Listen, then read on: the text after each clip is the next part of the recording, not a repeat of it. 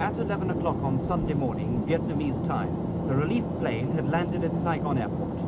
For 2 hours, we waited on the tarmac for an unknown number of Vietnamese orphans to be brought to the plane. The delay was caused by the Vietnamese authorities, who at the last minute didn't want to let the children leave.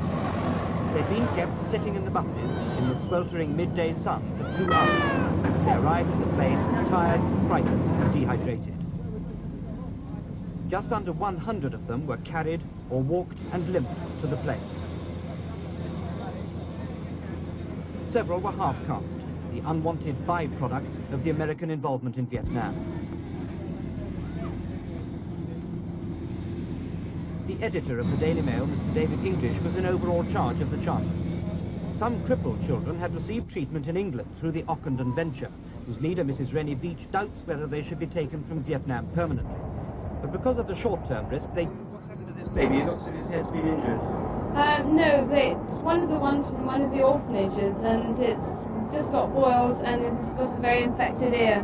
But they've all got scabies and infection, and there's bronchitis. They all have quite a lot of bronchitis. It's like this in a lot of orphanages. Yes, yes. You only have to go into the orphanages, and the smell is terrible.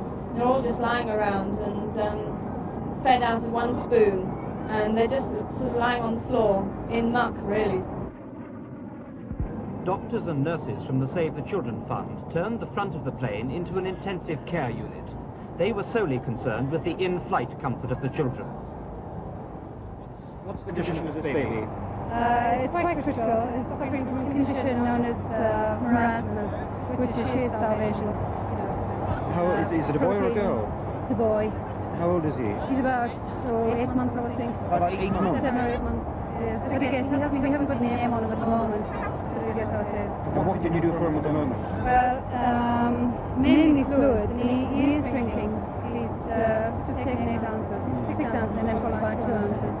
He's having penicillin, and just to get him hydrated mainly, I think that would be... When you get back to England, you'll make a good recovery, will you? I think so, yes. In a month, you'll see a drastic change in him.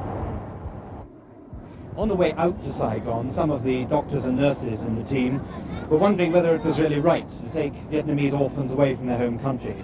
And now that they've seen the condition of some of the worst ones here, they're convinced that it was right.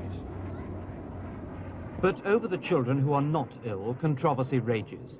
Many argue they would be better left in Vietnam, particularly if the communists take over, because their social services can only be an improvement on the South. And if peace comes, the children's large families would eventually reclaim them. Others argue the Vietnamese families have been irrevocably scattered by the war, and that placing in a good new family, even if Christian and not Buddhist, must be better than life in an orphanage, however well run. The Reverend Patrick Ash, leader of the Project for Vietnam Orphans, is firmly committed to settling these children with Christian families. Most of the children in his care are under 2, and he claims to have enough adoptive parents for all of them. But groups like the Ockendon Venture feel the cultural change to England is too great. They have homes in Saigon for polio victims like Min, aged about 7, abandoned by her mother when she caught polio at 2. Careful treatment both in Vietnam and England means she can now walk. And if the situation stabilizes in Saigon, before long, she and many like her will go back to the country and culture that is their own.